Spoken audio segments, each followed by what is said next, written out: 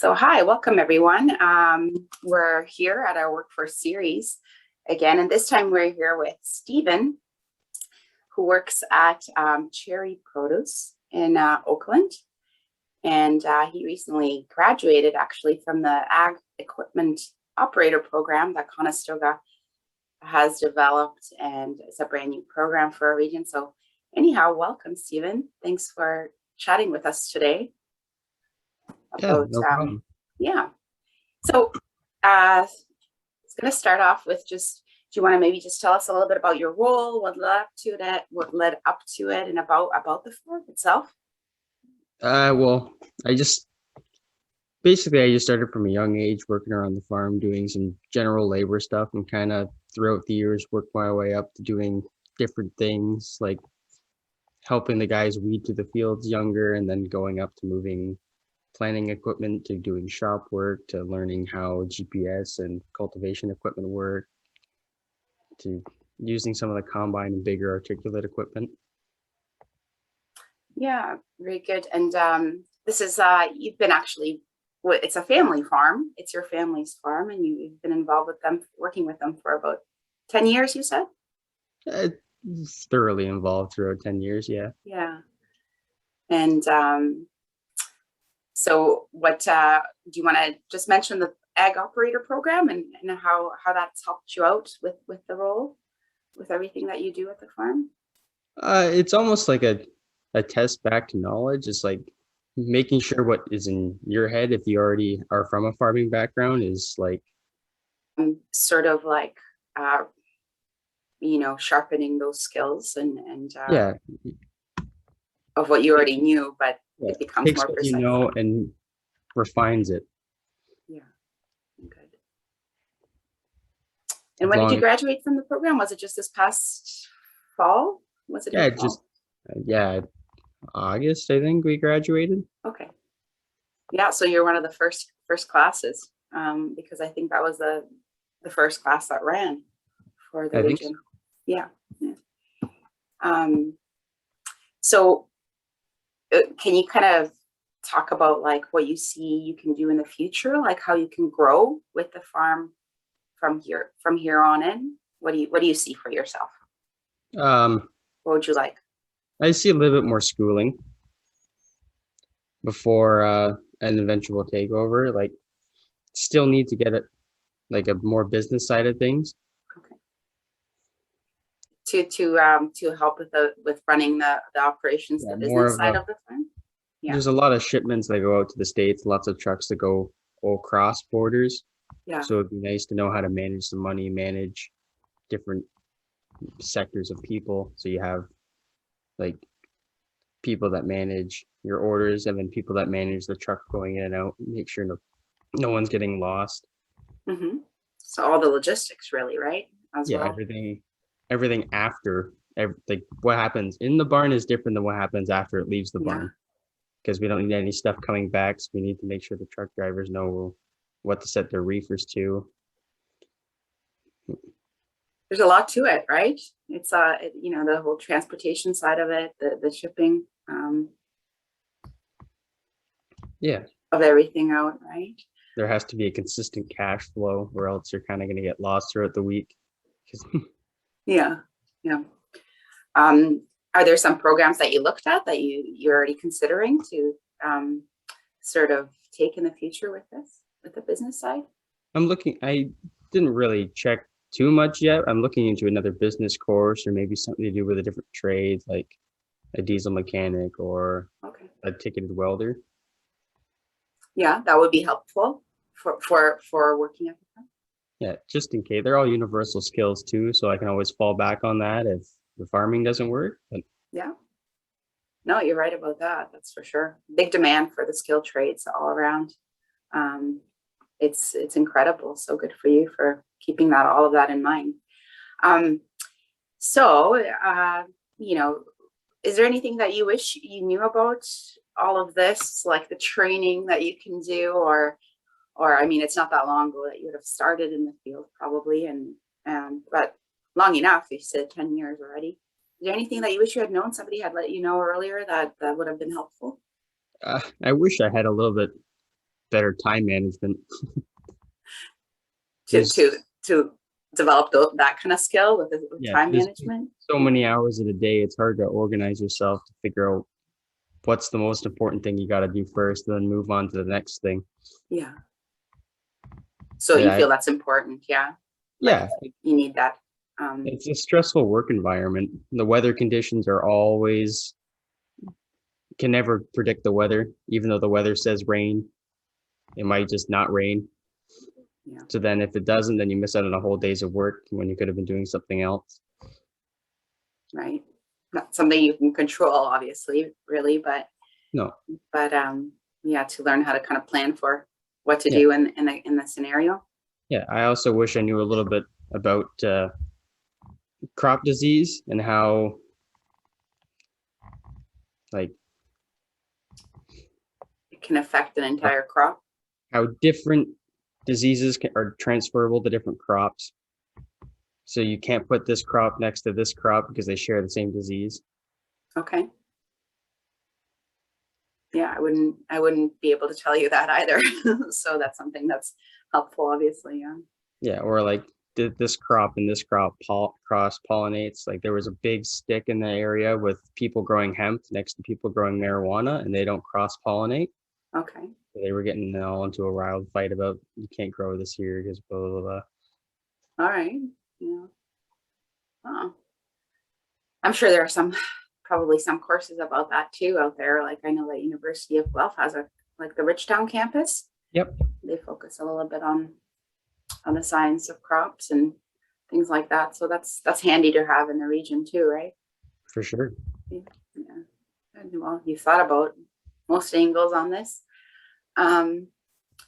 So can you tell us your typical day? That would be kind of interesting right now. I mean, no day is the same, I'm sure, but what does it kind of look like for you on an average day?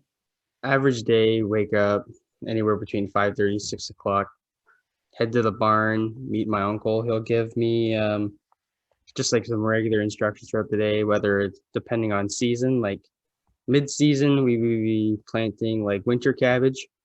So harvesting around now, or in the very, very beginning, like say middle of June, probably be setting up water trucks in the field. So that way we have a bus of guys that come with a bunch of different transplanters, like 6 or 7. Then we have guys, my uncle will be running a bedder. So we have a bedder cuts rows. We have a guy to lay plastic on the rows. We have a guy running with a transplanter and a water wheel to cut holes and plant small little transplants in those holes.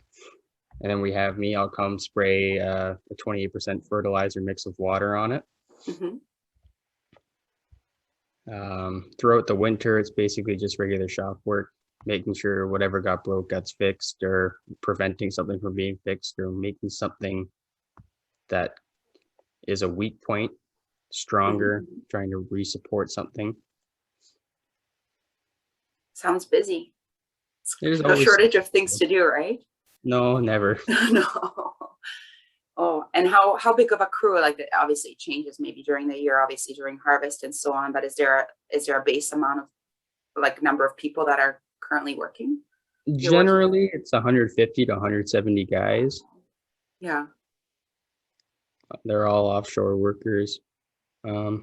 that's during the busy times, and then Yeah, it's it's during the really big times. yeah. They come in increments. We usually get like 50, hopefully by the middle of June. It all depends on what I don't know how the flights work too, because the last 2 years have been a pain in the butt. So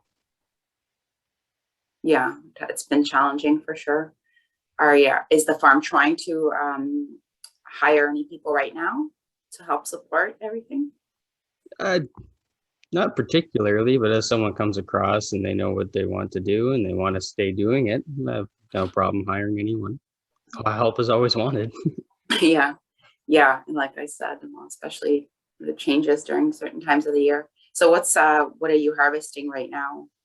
Harvesting rate as of this time, we just finished up Shepherd Peppered's field tomatoes, and now it's pretty much just strictly cabbage Okay. and corn and beans. Yeah. And that goes into the end of October, probably.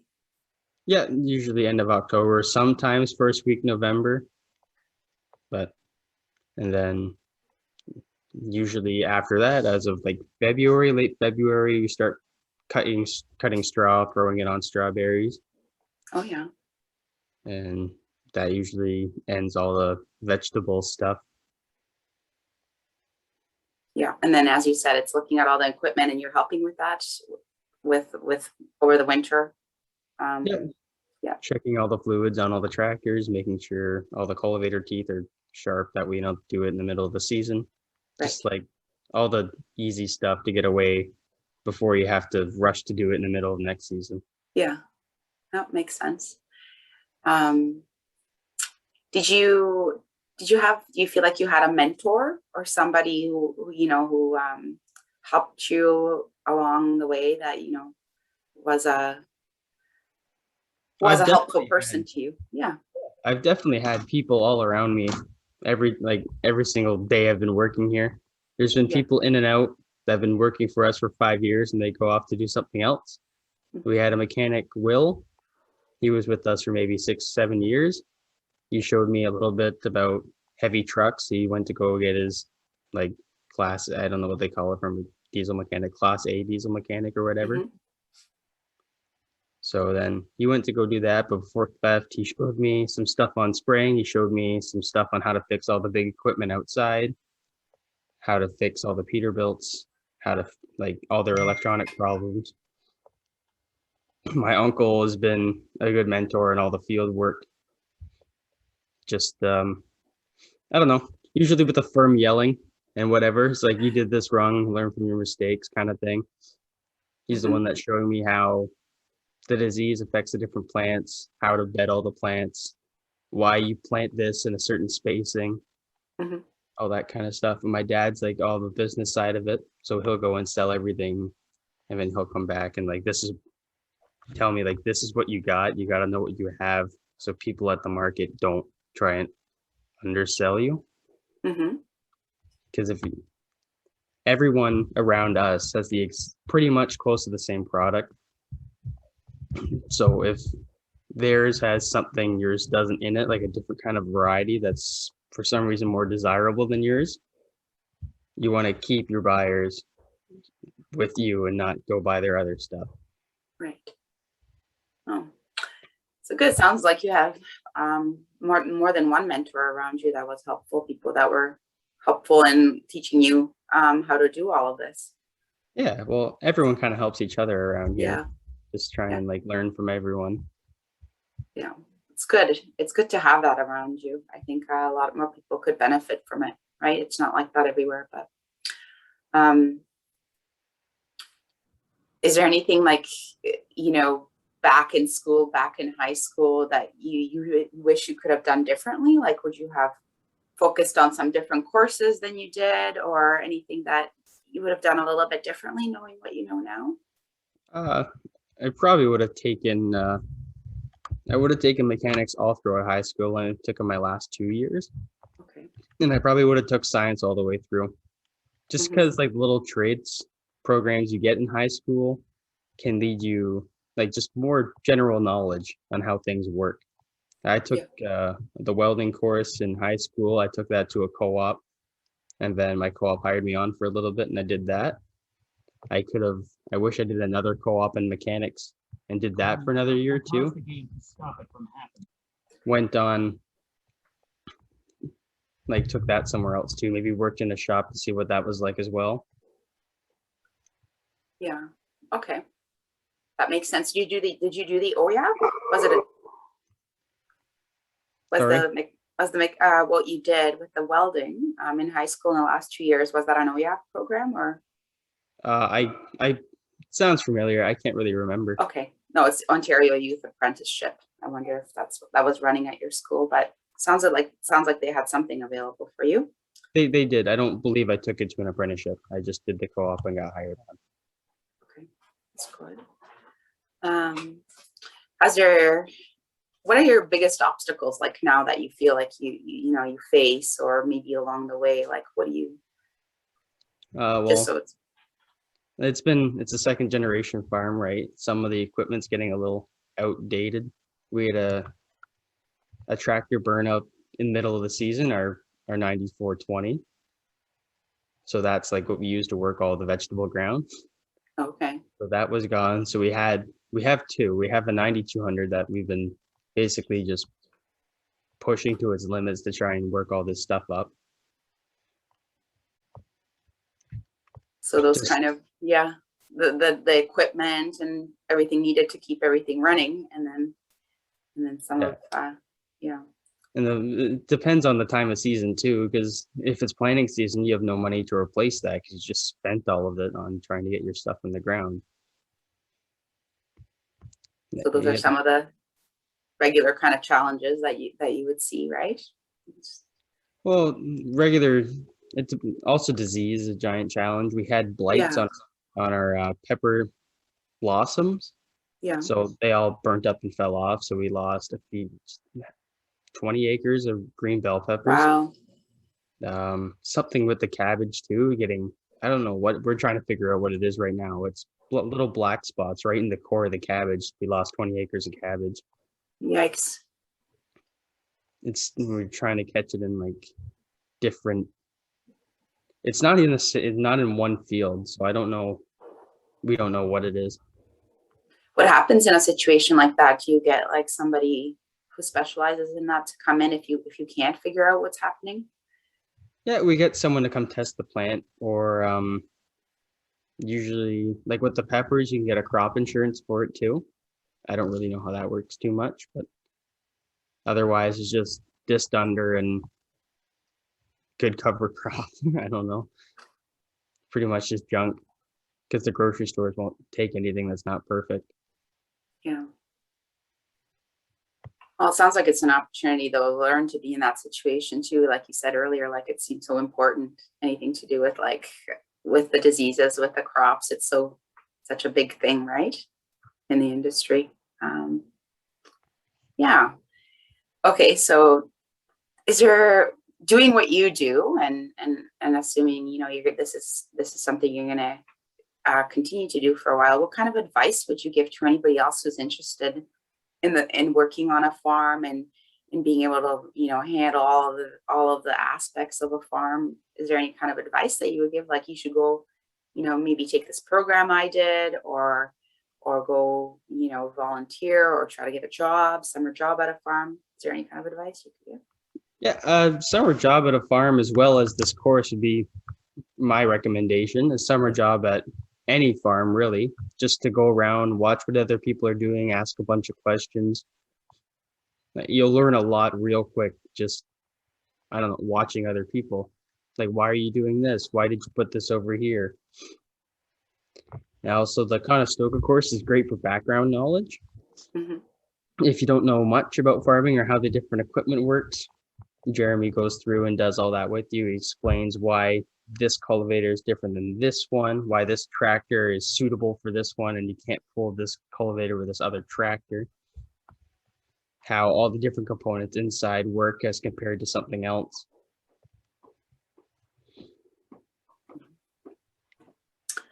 Well, very good. Yeah. Anything else you want to mention when it comes to this whole field, this industry that you think people would like to know? Has it been rewarding for you? No, it's definitely been rewarding for me. It's got me to wake up earlier, it's made me more productive. Learned, like I said, I've learned how to manage my time better, so that way I can finish everything I got to do in one day and still have time left over to do what I like to do afterwards. No, thanks a lot for chatting about it all. It's Ontario Agriculture Week this week, so we thought it'd be a good time. We thought it'd be a good time to talk to somebody young who's working in the field and is going through some of like the training around it and everything else associated, and just to hear about it from you personally. So thank you. Yeah, no problem. Appreciate that, Stephen.